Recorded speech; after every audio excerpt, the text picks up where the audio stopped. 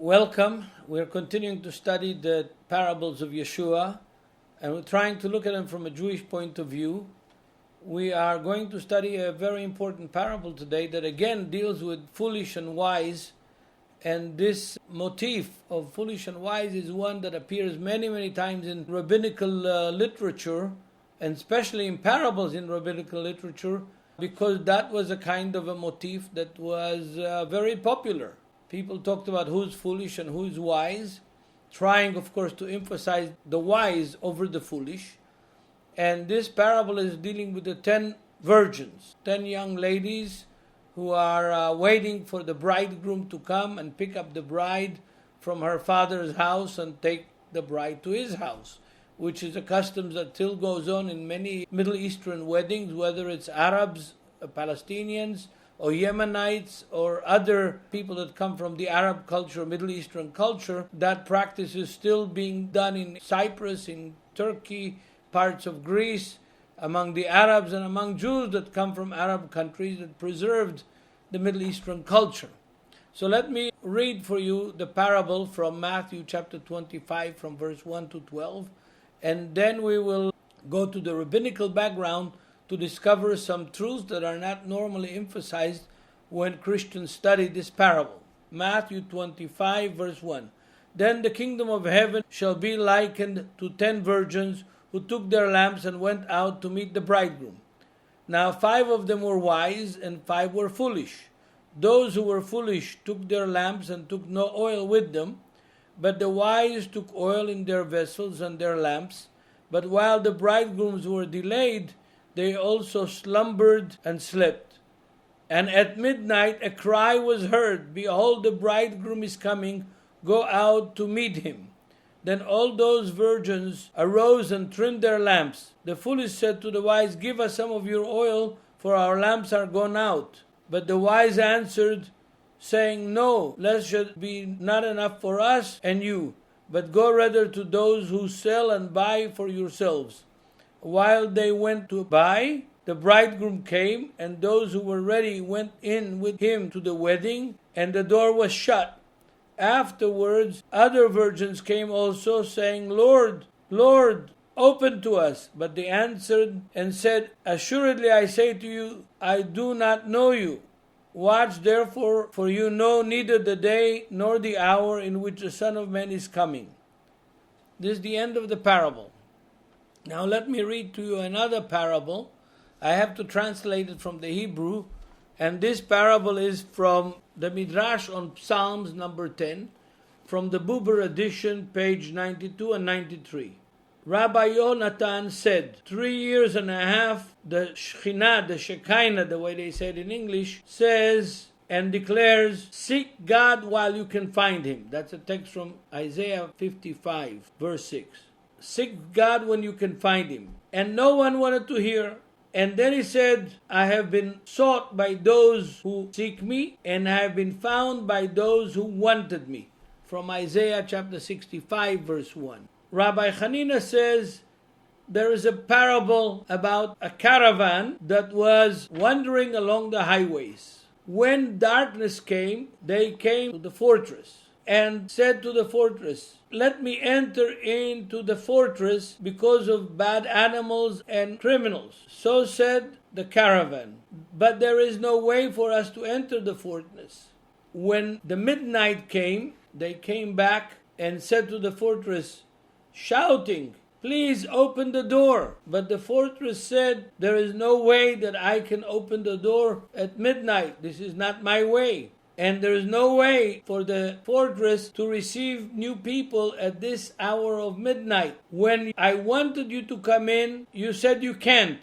Now, the Holy One, blessed be of Israel, said, Return, children, return to me, and seek God when he is found. And there is no one of them wants to return. This is the parable taken from rabbinical literature, from Midrash Tehillim. What do we learn here that is in common with the parable of Yeshua? First, there is the midnight cry. And I think that many Christians miss the point of the parable because they don't realize that the main point of the parable is not the oil. It is the midnight cry. It is, in the words of Yeshua at the last part of the parable in Matthew 25, verse 11-12, is that no man knows the time and the hour in which the bridegroom is going to come. And because of that, we have to be ready all the time. And we have to be ready with the equipment that God has given us, with the talents, with the gifts, with the good deeds that God has given us opportunity to do in this world, in order to enter with the bridegroom into the wedding party. We can't enter the wedding party unprepared. Other parables of Yeshua have the same motif of the people who came ready for the party and they were dressed for the party. And one guy wasn't dressed right for the party, and Yeshua says in the parable to his servants, throw this guy out into outer darkness. Not because he didn't come to the party, it's because he didn't come ready for the party.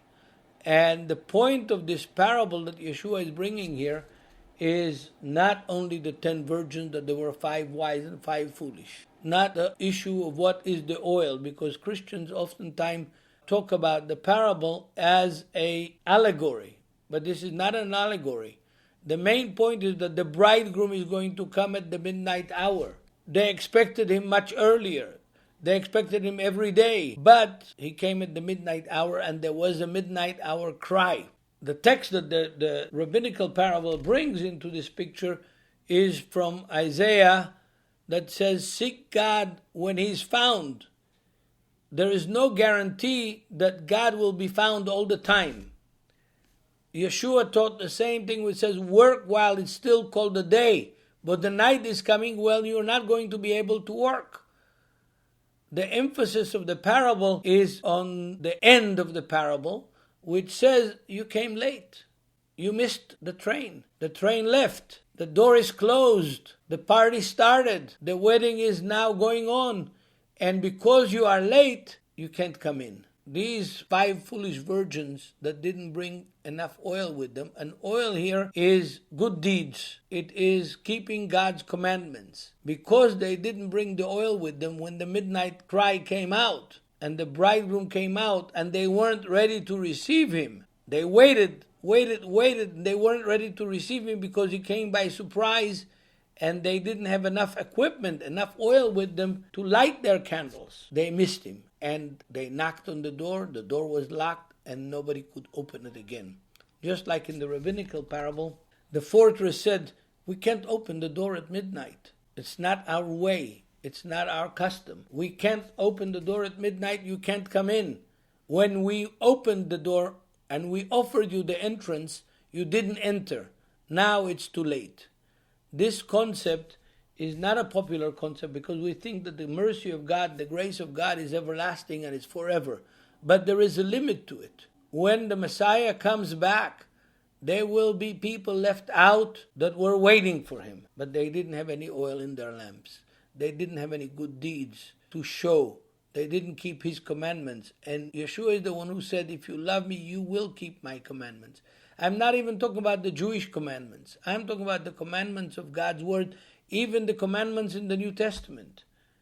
So the oil here is constantly being ready to face the judge. Having all of our equipment ready, having our good deeds ready, because the grace of God is given to us in order to do good deeds. That's what the Apostle Paul says in Ephesians chapter 2, verse 10. And although we are saved by grace, we still have to do the will of God and to obey. These 5 virgins that were called foolish wanted, had desire, had good intention, but didn't have good deeds with them, didn't have the oil. And that's why the door was closed when they went shopping for the oil. The door was closed and they could not enter in.